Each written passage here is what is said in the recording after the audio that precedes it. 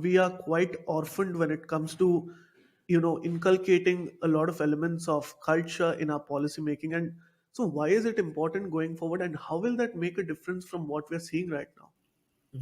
Whatever institutions, the state, the judiciary, the executive, and all the institutions that we are going through now, that we are experiencing now in modern Indian state, we have adopted them from a civilization, a culture which was not ours. And incidentally, it belonged to a culture which ruled on us, which was against us, which was the colonial culture.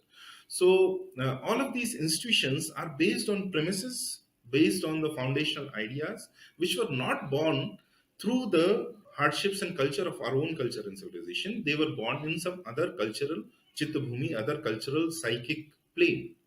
And any institution which will be born there, it is not necessary that if you implement that institution anywhere else, it will be conducive to that culture. For example, a very small example that I'll give in through temple once again, that going on individual rights based on rule of law, in 1970s an act was passed, the tenant act. The tenant act said that anyone who is living on a piece of land for, I do not remember exactly, but more than 15 or 20 years, even if he does not have the deed of the land, he is the owner of that land and the government will give him or her the deed of that land. But what happened is that the Hindu temple had a beautiful ecosystem.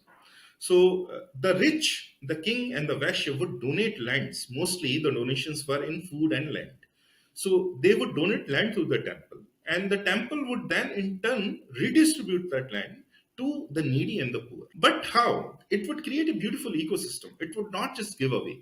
It would make people work on that land, till that land, and they could use it as their own, live on it, pass it on to their children, live on the produce that that land produced. But in return to the temple, they would offer a seva to the temple. But with this act, what happened is that whoever was residing on the lands all around the temple ecosystem, he suddenly became the owner of that land. And that beautiful system was just struck away with one stroke of pen.